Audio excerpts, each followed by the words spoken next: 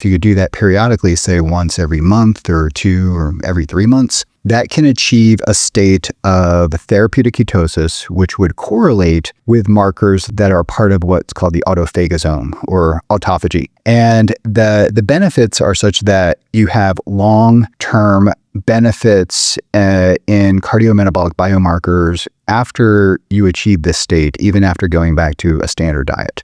Dr. Dom D'Agostino, you've recently been doing a different kind of fasting that seems to induce and increase autophagy without actually fasting. So tell me about this. What are you doing? Yeah, I guess you could say that. Essentially just putting myself into an energy deficit with a modified fasting. It could maybe be called a version of a modified ketogenic diet, since ketosis is part of the equation here. And it involves achieving and maintaining what we call a glucose ketone index.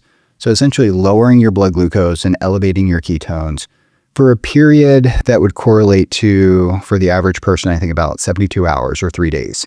So once you achieve and maintain that and then hold that state for an additional 2 or 3 days, so practically this would be implementing, a 5-day energy restriction diet. And if you could do that periodically, say once every month or 2 or every 3 months, that can achieve a state of therapeutic ketosis, which would correlate with markers that are part of what's called the autophagosome or autophagy.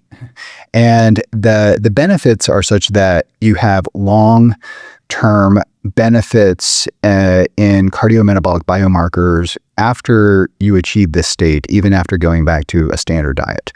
So this is really interesting to me, especially for people who do not need to maintain a state of ketosis for medical management of a particular disorder. They can get many of the metabolic benefits by doing this periodically. So what kind of metabolic benefits are we talking about? Like, who could benefit from this?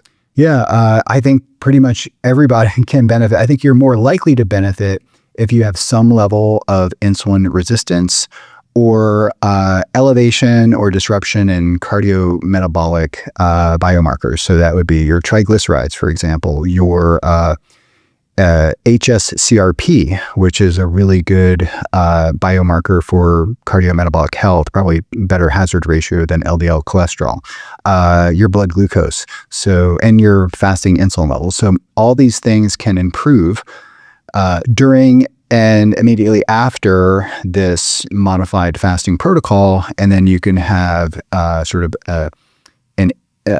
a protracted time frame in which these biomarkers are maintained in optimal ranges, even when you go back to your standard diet. So, and I think it'd be good to mention Dr. Valter Longo, because I think he spearheaded this field with the fasting mimicking diet, but I think there are variations that are maybe more practical that can be implemented by the everyday person. No matter what kind of diet style you're doing, creatine is obviously a very important thing. Everybody's talking about it right now. They're talking about all kinds of different use cases for it, whether it's the brain, whether it's longevity, inflammation, or just flat out performance. So I put a link down below for a company called Create. So they are one of the only companies that I know of that utilizes allulose in combination with a tiny bit of glucose in their creatine gummies, because glucose does help creatine absorption, but if you combine it with allulose, it actually offsets some of the negative effects of sugar. So you're getting maximal creatine absorption, but without some of the downside. Not to mention their creatine gummies are literally the best tasting gummies. And there was a third-party test not that long ago where they took a look at a lot of the leading creatine gummies, and Create was one of the only ones that actually had the amount of creatine that they said they had. But that link down below gets you up to 54% off. So that is a super serious discount link. I also put a link down below for their stick packs if you want to go the old-fashioned way and just go with a drinkable form. So again, that's up to 54% off, and that link is in the top line of the description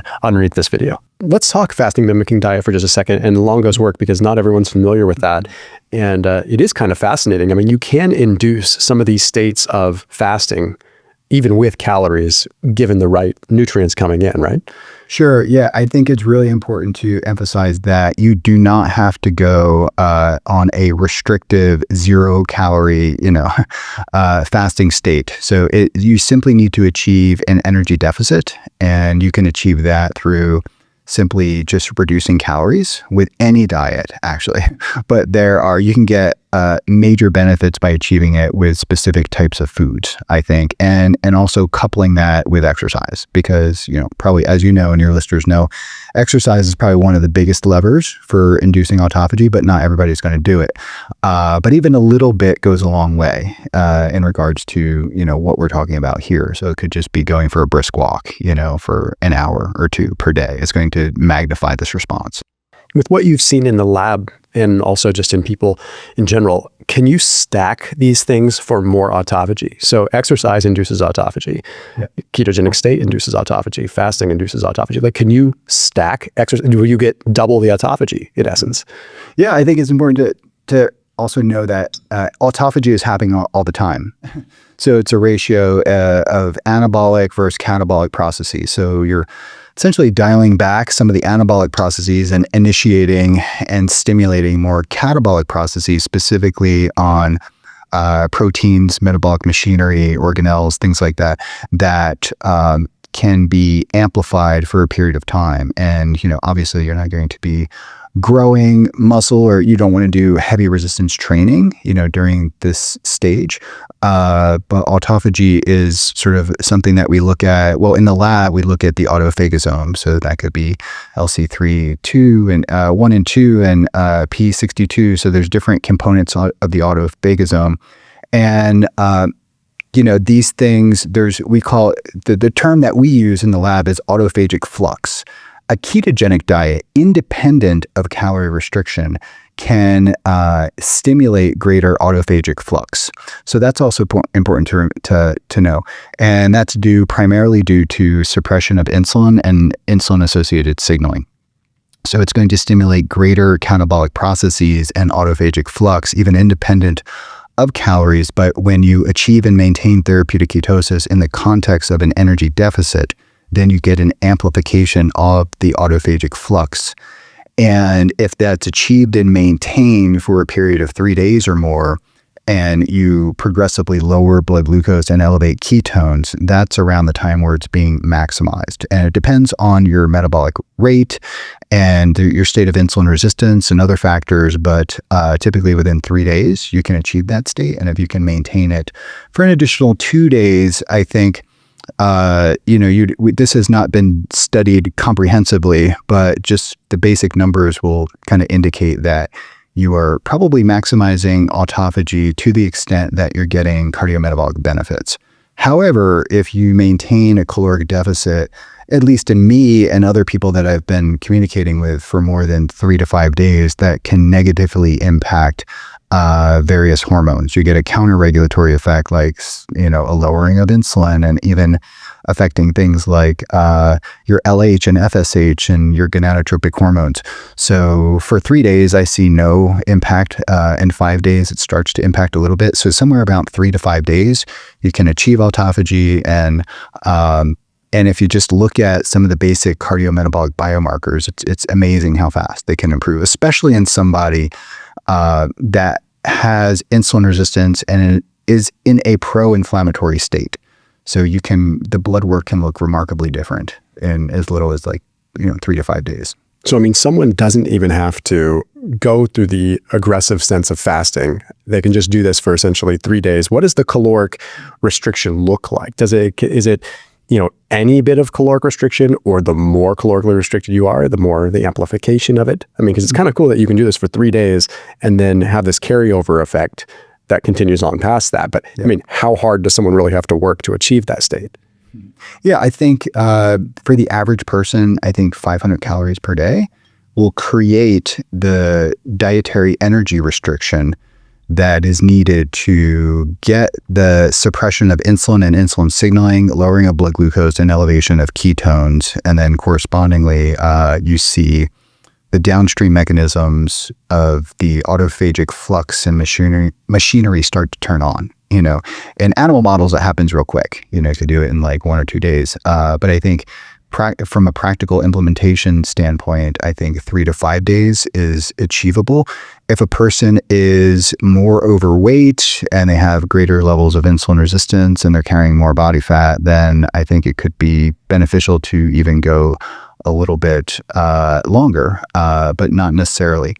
And I think the benefits too is that, with instead of just not eating at all, which can cause some dysregulation in your electrolytes and even some changes in blood pressure and counter-regulatory things that could be potentially problematic for people, just eating a baseline amount of calories to make sure you're getting your essential nutrients in, but also protein restricting to some extent, because I do think that's important. You can safely achieve an energy deficit without having to go so far as fasting. And I think many people find this easier to do. It could be like eating one meal per day with the family, but just a smaller meal, so it's not disruptive to their schedule. They don't feel intensely deprived of eating, and you still get to enjoy eating. You just have to, dial back your calories. And also, I think it's beneficial to make sure that you're getting a high level of nutrients and with some level of protein restriction, but that the energy deficit is really the driver here. Okay. The calories. Yeah. So if you're someone with insulin resistance, which is probably a lot of people listening and watching, if you were to, let's say, do this, just simple numbers, call it 500 calories, and you did that at dinner, if you wanted to sort of amplify this or get the best effect, those 500 calories, is protein restriction going to be even more important than carbohydrate restriction with that meal? I mean, are we talking it's less about the insulin at this point in time and more about just the general, just mTOR and caloric restriction? Yeah, it's a good question. And I think ideally in practice, it probably would make more sense to restrict carbohydrates to induce a greater state of insulin suppression, lowering of glucose, and elevation of ketones. And that could be just, maybe some foods that people don't like if you want to go for just all out, superfood nutrient density like sardines, egg yolks, liver. But ideally fish and getting some, within that 500 calories, it would be good to get essential nutrients. So essential fatty acids and essential amino acids. And that's going to minimize or attenuate the catabolism of skeletal protein. A little bit in the context of fasting, a little bit of protein goes a long way, especially if you're coupling this with exercise too. So in say we're doing 1 or 2 meals a day, and you do like 250 calorie meals a day or 500 calorie meals a day, like that is a lot easier for some people because it's more of a behavioral thing. Completely depriving them of food for 3 to 5 days is difficult for some people. But as I've said in the past, once you pass that critical 2 or 3 day point, it gets a little bit easier. But it's way easier and almost like effortless to be able to do caloric restriction for a predetermined short time frame. Yeah. And I think that's where, like, we both know that people know what to do, but the implementation part and the mindset part is probably the bottleneck and the limiting factor in people achieving and maintaining and improving their cardiometabolic fitness. And I do not think that they have to be on restrictive diets indefinitely. That one way to go about doing it for the average person is to do a well-formulated, modified fasting mimicking diet in a way. And that could be, you want to eat the foods that you enjoy eating, but ideally you want that to be carbohydrate restriction and high nutrient density in the context of a pretty remarkably severe is a strong word, but a pretty large energy deficit during that 5 day. 3 to 3, it's probably not going to happen in 3 days with the food, but with 5 days, it's definitely achievable. And that could be potentially manipulated with exercise, right? So you could possibly eat a little bit more. I mean, yeah. And with exogenous ketones, because those things are a way to elevate ketones, maybe even lower glucose a little bit. And also it doesn't impact, if you choose the right ketones, it doesn't have any effect on insulin. So there's ways to make it attenuate maybe some of the energy deficit may produce some fatigue, but I think there's ways to attenuate that with supplementation. How long after, say, 3 days of doing this does that autophagic flux remain? Like, does it carries over for a few days after that?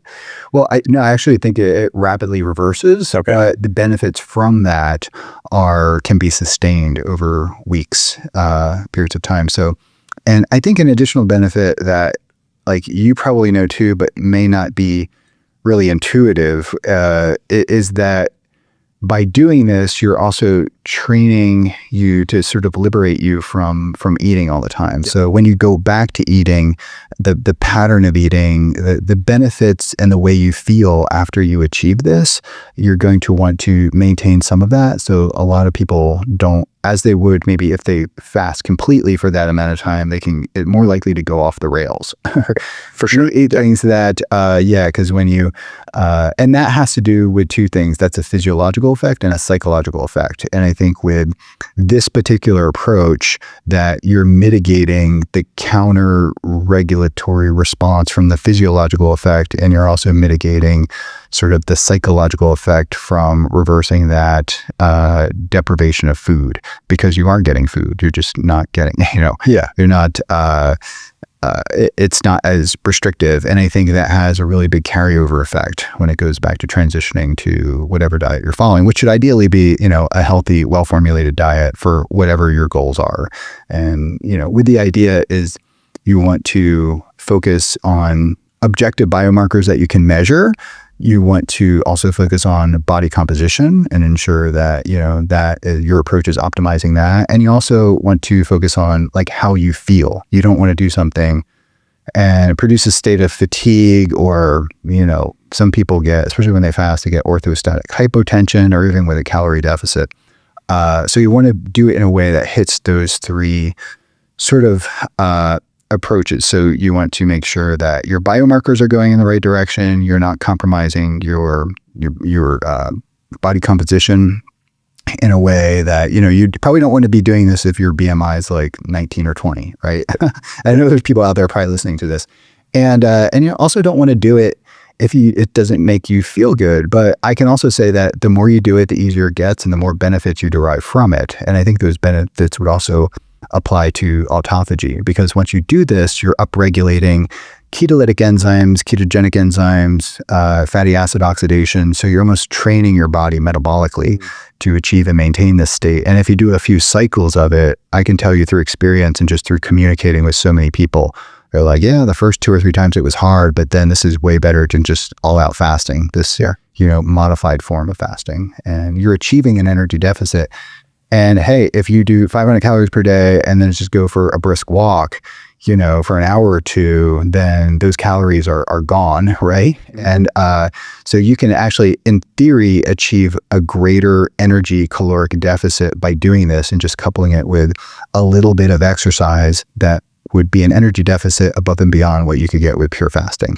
And I think that's an important thing to consider. And you could also throw in some maybe high intensity stuff, some sprints, some pull-ups, some push-ups, things like that. I just wouldn't be like, which I haven't done in the past. I wouldn't be doing heavy deadlift or squats and having that part of it. Yeah, you did like a 700-pound deadlift after a 7-day fast or something, right? It was something ridiculous. 500 over 10 and this 585 for some reps. But that is not, this is more just like to test the ideas, like does fasting really compromise your, all out strength? And it really does not. But what I did find when I did that is that the days following that, it almost kind of like hit me. So I think that your capacity to recover, if you are fasting for more than 5 days, is compromised. And that's just due to, you don't have the skeletal muscle protein synthesis like when you're fasting, but also I think with a 7-day fast, it impacted my hormones. Like, testosterone went from like 700 to like 349 or something like that. So it like cut it in half. And I think, I forget what LH and FSH did, but maybe they went up or something. But I don't know. There was definitely a disruption of the hypothalamic pituitary axis when I go more. But I've done multiple 3-day fast, and 5-day fast is kind of pushing it. But 3-day fast, I never see any change in my hormones, and then my blood work looks great. Yeah, I think even from a body composition perspective, a lot of it's like after 48 hours, that's like the line of diminishing return for body composition, start to increase in, lean body mass loss. And then, it brings me to a question with this particular strategy that you're talking about now with more of a somewhat fasting mimicking approach. a lot of people that are watching this or people that are dealing with insulin resistance probably have an overlapping concern with their own body composition. Maybe they're overweight or visceral fat for sure. I don't know if you saw, it was a relatively newer study that I did a video on. It was like the protein pacing type fasting. There was like a 33% more reduction in visceral fat compared to, eucaloric with just caloric restriction, right? So it's like a protein pacing kind of fasting, which I can link out to that video for people to check out. But it just begs the question, with this style of fasting, you think there's still a benefit from a body composition perspective, possibly even more so than traditional fasting? Yeah, I definitely do. And I still, this method, what I do, I ended up splitting it in 2 meals. So 50 grams of protein is only 200 calories, right? So, and what you can do is just chew, so that actually amounts to like a can of sardines, right? or mackerel, a can of mackerel. So, and then the omega-3s also have an anti-catabolic effect and also an anti-inflammatory effect. So the ideal approach for me is splitting this up into 2 meals, 250 calories each, to 25 grams of protein per meal. And I would have like a lunch, and then I would have like a dinner. And for dinner, it would be, some fish, some sardines, and maybe some broccoli or something like that. And, I would just cap it at 500 calories. And I tell you, after 3 or 4 days, I was like, my energy level I don't feel deprived at all. And the protein and the fat obviously have a satiating effect. And I feel like my energy level, my overall energy and vitality is higher. But I'm the kind of guy that I have to eat a lot of food just to maintain my body weight. So when I dial back my food, I feel like that the energy that's typically needed for the mechanical digestion, assimilation, and metabolism of all that food is somehow pulling my energy levels down.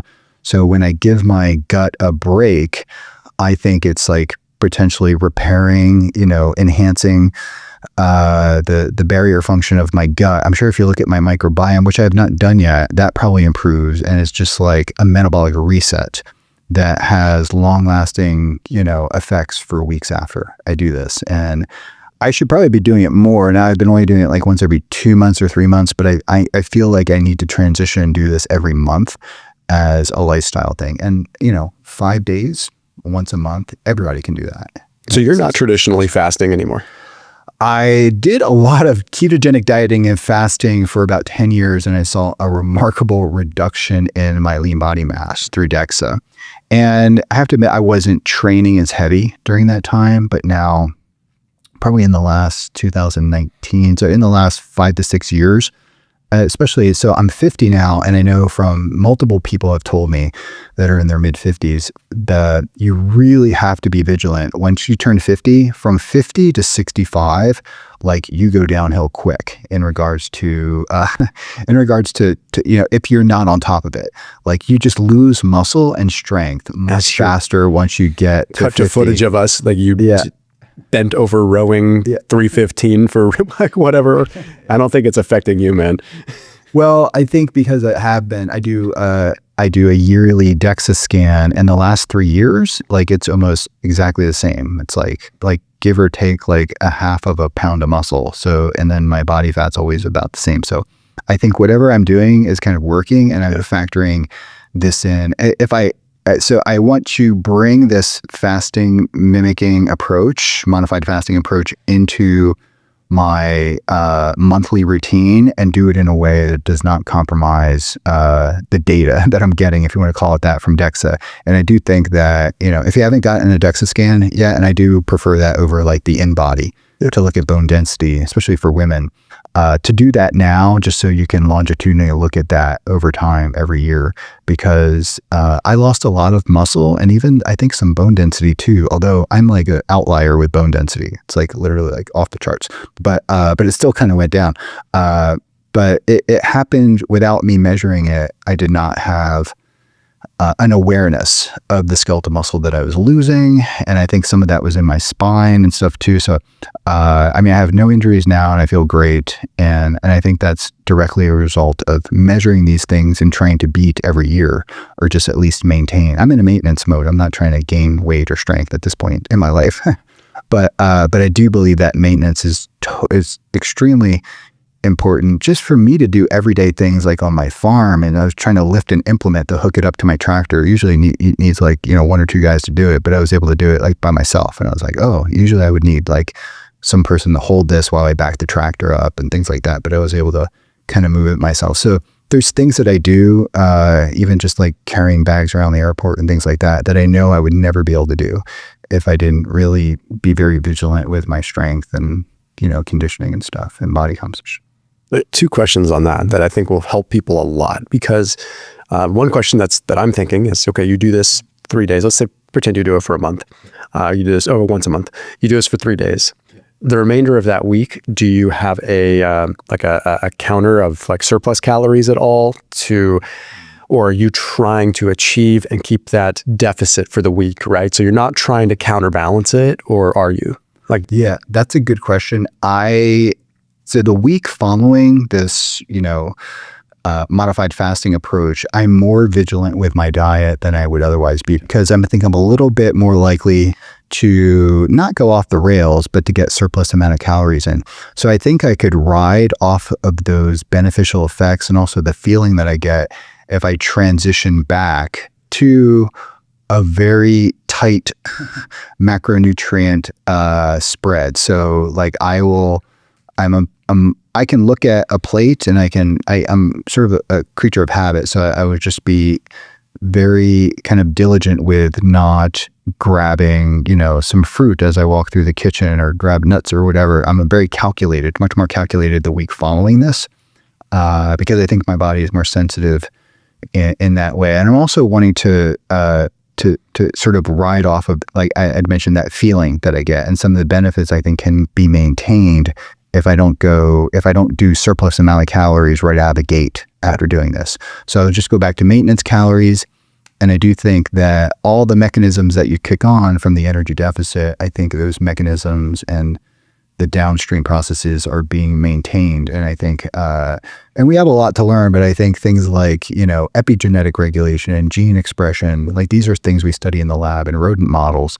And that has convinced me that short dietary manipulations, typically that involve energy restrictions, have benefits and gene expression changes that occur for, weeks and months on end. And I think we know that metabolites like lactate, like beta-hydroxybutyrate, and probably many other things that we're not mentioning, that these metabolites in circulation ultimately become signaling molecules that can, impact very positive things from brain health to cardiometabolic health to, and probably the thing that we're most dialed in is just immune system health.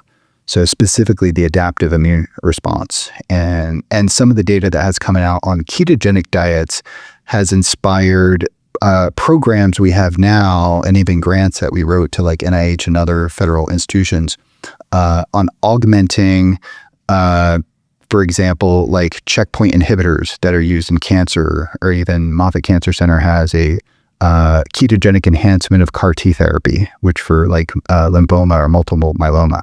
So the observation that ketogenic diets and ketogenic therapies, specifically that elevate beta-hydroxybutyrate, can change the adaptive immune response and, for example, expand the T cells associated with CAR T therapy, that has inspired a whole field of metabolic immunoregulation. So how altering your metabolism and metabolic physiology can enhance your adaptive immune system. And if people don't know listening, your adaptive immune system is kind of like, these T cells that are kind of like Navy SEALs that go into circulation and can be part of the cancer-specific immune system. So they actually have, you're stimulating your immune system in a way that can confer benefits from an immune surveillance point of view. So it's making your immune system healthy and preventing you from getting illnesses that would otherwise kill you or deal with existing problems that you have. At the same time, you're lowering inflammation. Because there was an observation that whenever HSCRP or other inflammatory markers are low, then those people have a much better robust response to various immune therapies. And there's programs looking at the gut microbiome and other things like different supplements, but the biggest lever that you can pull is just simply creating an energy deficit, getting into ketosis. Beta hydroxybutyrate seems to correlate with this, so that has inspired using ketone supplementation. So whenever you would achieve that state and lower inflammation, immune-based therapies work much, much better. So this is known, and because it's known, major institutions are trying to leverage that to enhance their pharmacotherapy. So it's interesting because, I mean, it's like you're looking at this very much so from a longevity perspective, right? From a personal perspective. It's so personal and longevity. It's tied into my formal research. Yeah, but no, it's so interesting. Like, what's your take on, if you factor in, let's say for a younger person, the entire G-Flux equation, right? Like, I've always fasted in the sense of like, I will fast and I look at my calories over the course of sort of a week. And if I'm training a lot, I will aggressively restrict, but then I will also make a concerted effort to eat more on the days I'm not fasting, kind of having this undulating effect to try to maintain that level of flux, right? So I would eat more and then move more the following day. But probably, I think the big important thing for people to note there is I'm not just like sitting on my butt eating more. I'm just trying to increase my rate of flux. So if I'm fasting one day, the next day, I will increase my calories, but I'll also increase my activity. I'm just trying to keep my, I mean, for lack of a better way of saying it, metabolism hot, right? I'm just trying to keep it moving. I do that too, a little bit intuitively, and it sounds like you're doing it too. So where you're kind of like, you have activity, then it's like rest and repair, and you might do some active recovery, go for like hikes or something like that while you're sore from the previous day. Exactly. Yeah. So yeah, there's a lot to be studied there, and we don't know. I think you're putting into words something that needs to be studied. And I think we can ultimately get some biomarkers, and maybe you can look at HRV for parasympathetic tone, and you know. But I think there's probably a suite of biomarkers that we could ultimately measure, perhaps even daily or in real time, that would guide us on recovery protocols. Yes. Where we could titrate calories, nutrients, protein, and other maybe various supplements to maximize that. Definitely. When you feel like, you think about, I always tell people, you know, try to induce a deficit, but remember that there's multiple ways to induce that deficit, right? Like you could just reduce your intake and sit on your ass, right? But that's not exactly what we want to do, right? I would rather you reduce your intake a little less than you would that way and still be active, right? Still be, and maybe induce that deficit, even occasionally induce it through exercise, right? Just think about these ways there's multiple ways to go about this. And I'm a big believer in G-Flux, which is ultimately not saying that caloric restriction doesn't matter, because I don't eat all that much. But if I'm going to be more active, I am eating more, right? I'm just trying to keep sort of a constant finger on the pulse of that. And I think that's really hard for a lot of people. Maybe it's because their entire, neurochemistry is hijacked by hyperpalatable food, where they can't actually have that intuitive relationship with food. That could happen, I could imagine. But it's like when you really get down to it, when you fast a fair bit, when you do fasting mimicking stuff, you become really clicked in with, okay, what's my activity level? It's not about a logbook or writing it down or even tracking it. Sometimes you just feel it. You're like, okay, I didn't eat a lot yesterday. I'm moving. I just feel like I need more today. And I think there's a lot of rodent models that even suggest that, like, over the course of, 2 or 3 weeks post 24-hour fast, like, they ultimately end up compensating for those calories somewhere. And you do that well, because I also think that your metabolic health and overall metabolic conditioning trains your brain, and this is partly behavior too, to couple your energy needs to your calorie intake, right? And I do think that your brain is much more receptive and responsive to your caloric needs if your metabolic health is good. And then you run the problem, and we need to have we do have an appreciation for this problem now because of the GLP-1s, which kind of short circuit that. But I think, even those people, once they improve their metabolic health, their brain sensitivity to various hormonal signals can be corrected in a way that couples their energy needs to their dietary intake. Yeah. And I think we need to gain it. I don't think that's even appreciated and recognized by most, maybe people like David Ludwig from Harvard, who's done some kind of work in the field, and various neuroscientists who are also maybe have a background in endocrinology understand that metabolic health is tightly coupled to, your behavior and nutrition. Yeah. But you're more likely to go off the rails if your metabolic health is not there, if you're in a pro-inflammatory state. But also there's a really important behavioral component, and just our history and our relationship with food need to be considered. Yeah. And that's why every approach everybody's like a unique metabolic entity, but they have a unique behavioral relationship with food. And I think that's quite different for many different people. People eat for different reasons, right? And I think you have to consider that and disentangle that and deconstruct that to be able to come up with a sustainable dietary protocol for people to follow. Yeah. You just can't take away the foods that they love and enjoy. You have to somehow work it in with that. So, and I mean, I enjoyed Pop-Tarts before I came here, I didn't know that there's a Pop-Tart ice cream sandwich. So as I was getting ready to come here, like in the hotel, I saw that there was a commercial and it showed 2 Pop-Tarts, squeezing a couple scoops of ice cream. But I was like, oh my God, now they have Pop-Tart sandwiches. And I was like, ooh, I was fasted. I was like, oh, that kind of looks really good. And it kind of reminded me of the way I used to eat when I was a little kid. But that with like a legendary Pop-Tart and Rebel ice cream, you might be able to do it. Yeah. But that was, for me, I think the thing to appreciate is that I was in a state of ketosis. I think my ketones were like almost 5 to 7 I was kind of testing different things, but it was a fleeting moment. It was like, that looks really good. And it maybe stimulated my wanting to eat that, but I was not hungry. However, I think if I was not in this metabolic state, and maybe if my blood glucose was low and I didn't have ketones in circulation, I would have probably stopped maybe someplace or wanted to stop at some place on the way here and get something of similar palatability or hyperpalatability.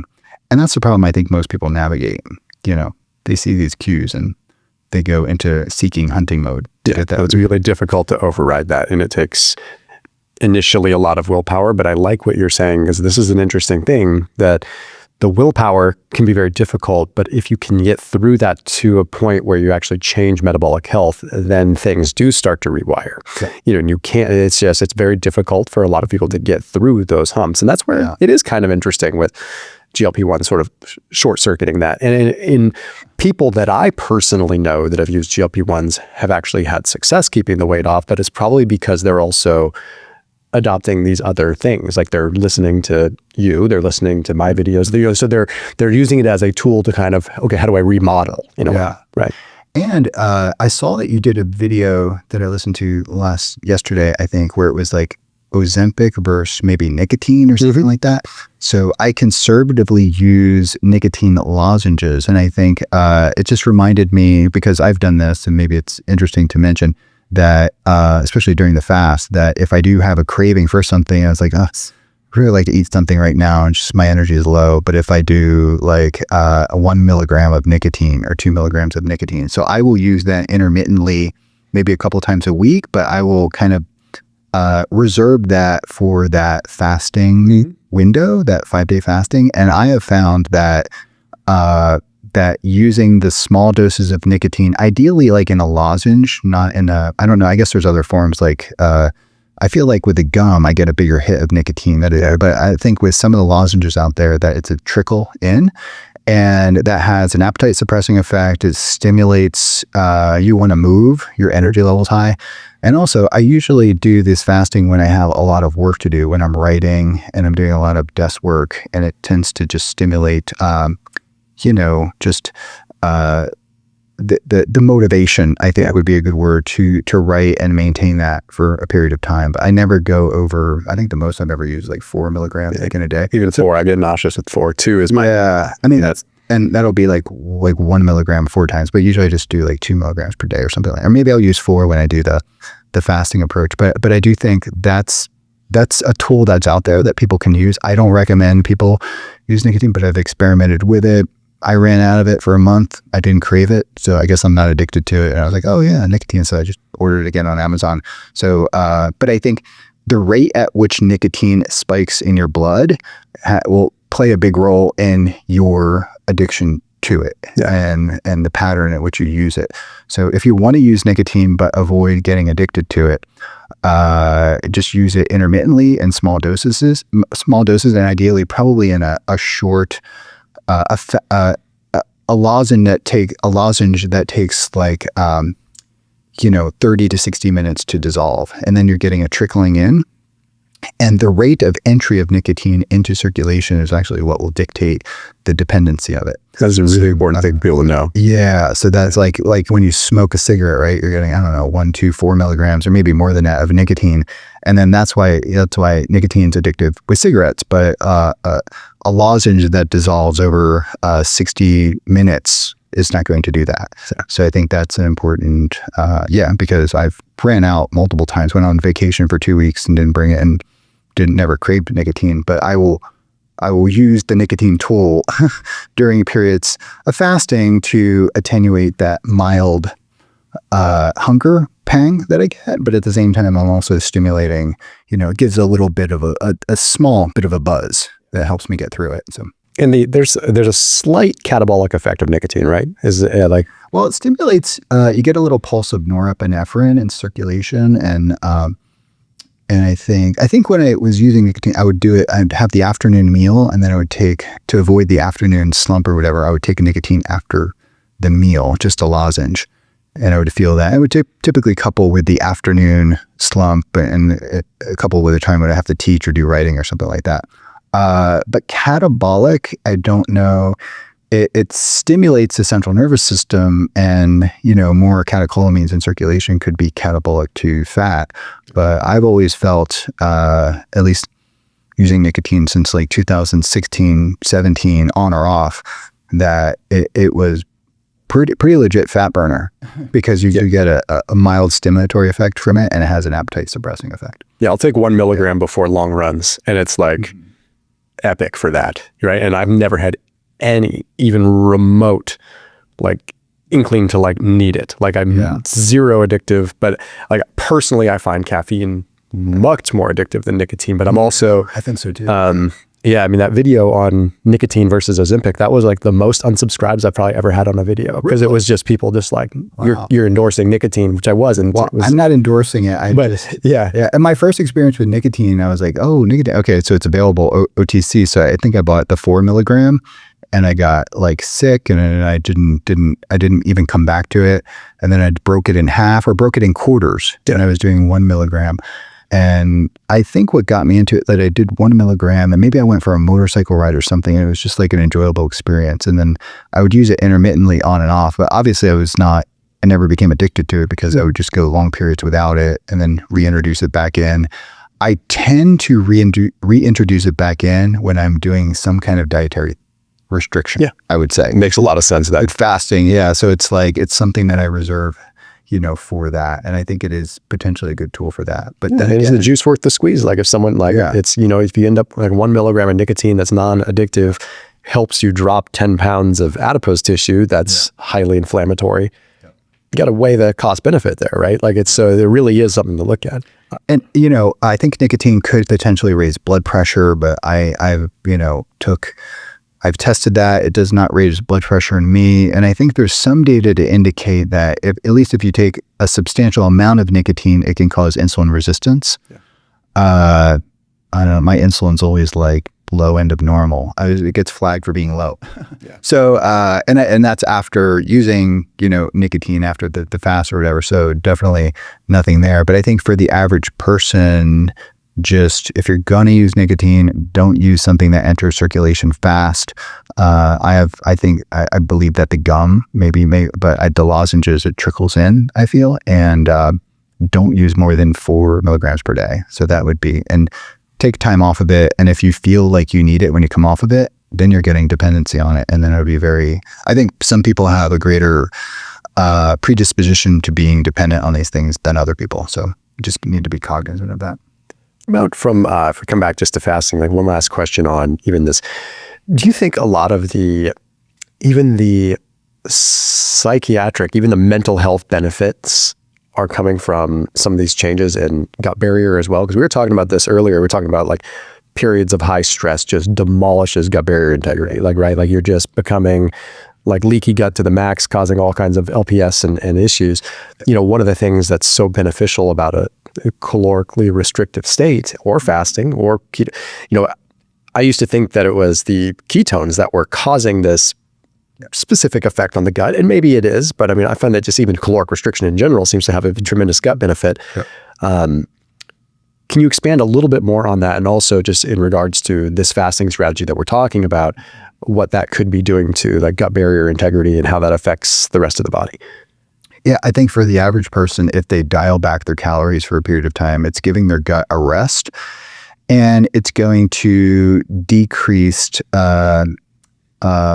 the potential for greater intestinal permeability, right? So I think, I guess stated another way, that the barrier function of your gut would increase if you periodically if you reduce your food intake over time, and that's happening for a number of different reasons, right? Your gut's not working as hard, it doesn't have as much food, and with food you have various chemicals and things that need to be mechanically digested, enzymatically metabolized and assimilated and absorbed, and there's just less stress on the gut in general. So the barrier function, even things like Akkermansia, which is like a mucus producing bug in the gut, is increased, so you have a greater mucus barrier.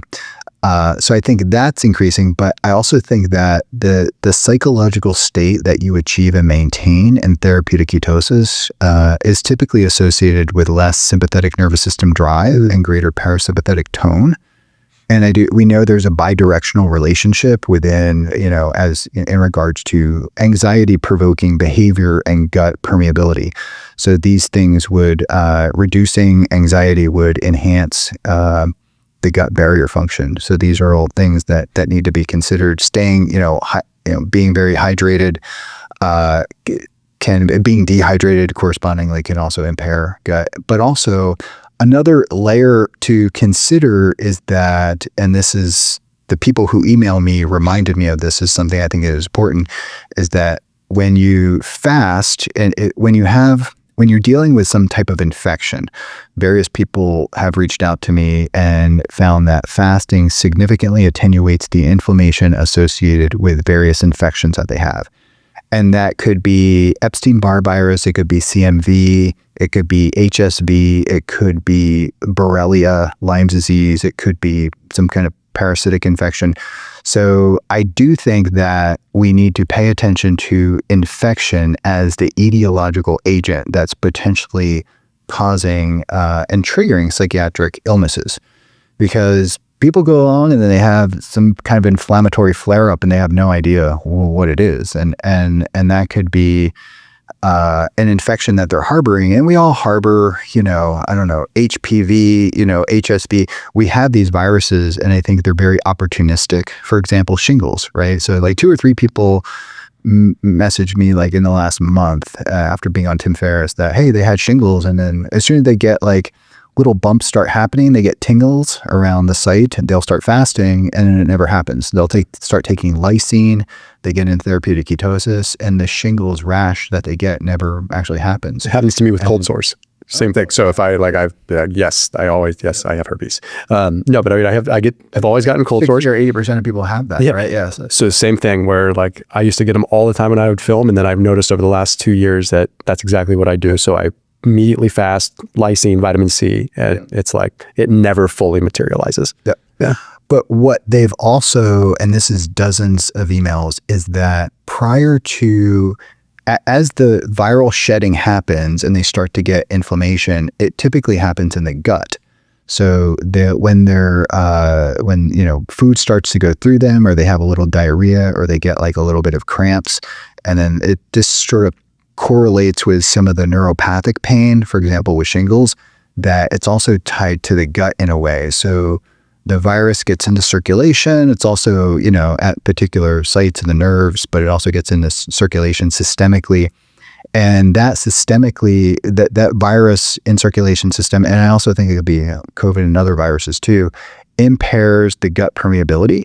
So there's tight junctions that keep the cells in the gut, to keep that network tight and to maintain that barrier function.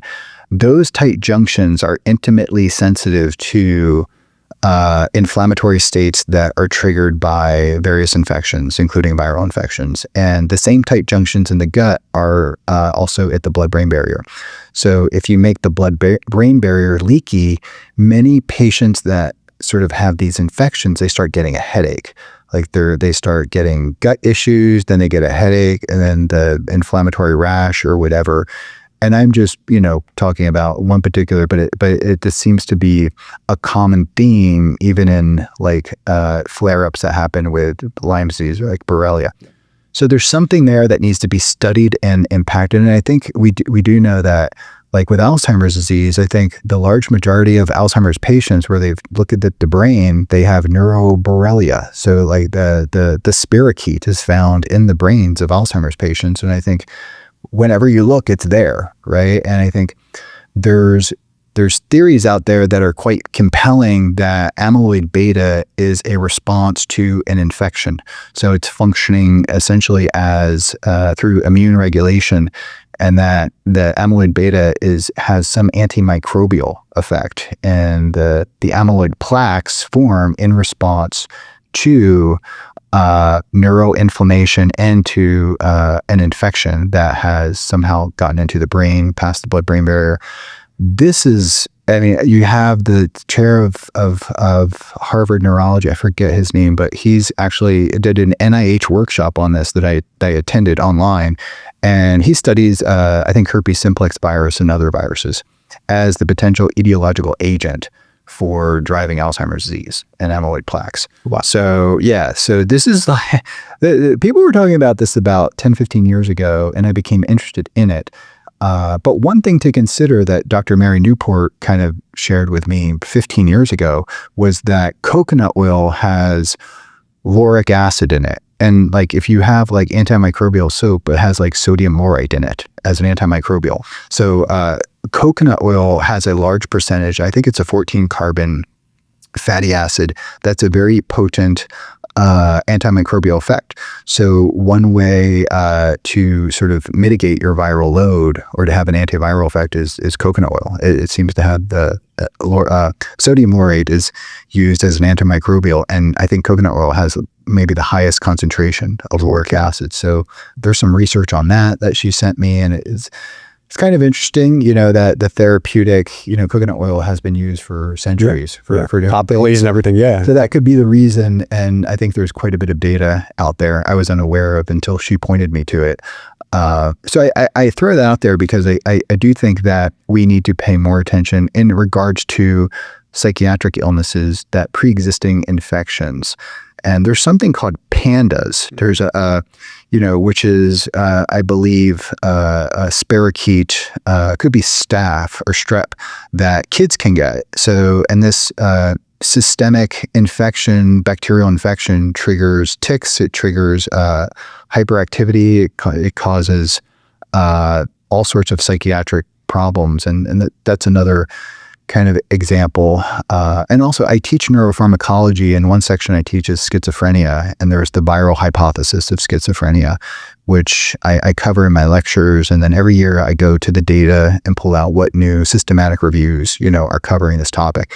And there's more and more emerging data to suggest that various viruses are triggering schizophrenia.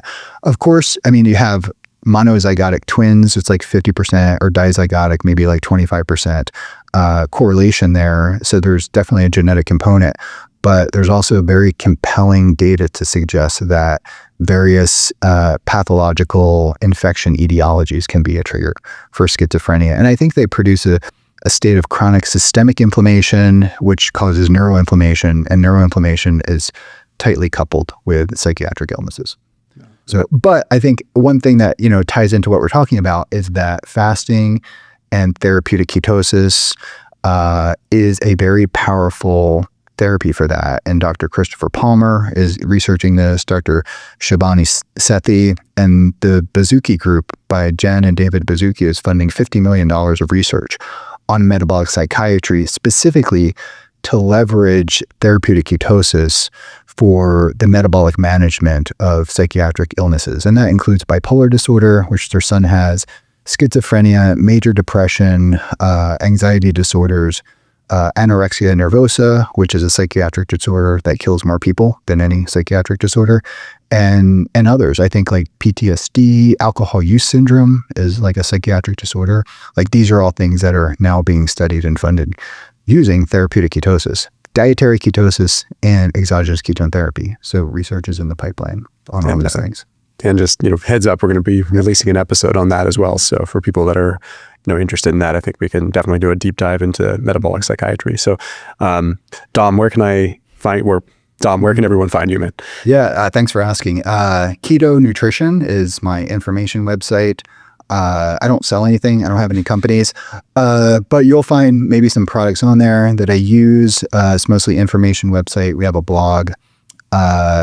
I would also point people to the Metabolic Health Initiative and the Metabolic Link podcast. The Metabolic Health Initiative is an educational platform that creates educational content for practitioners. It's ACCME accredited. Not too many like podcasts and platforms out there have that level of accreditation. So we are very picky about picking the types of material that we showcase on the Metabolic Health Initiative if people want to learn more about various metabolic therapies. And yeah, Keto Nutrition and Metabolic Health Initiative and Metabolic Link podcast. Right on, man. Thanks, brother. Yeah, thank you. Boom.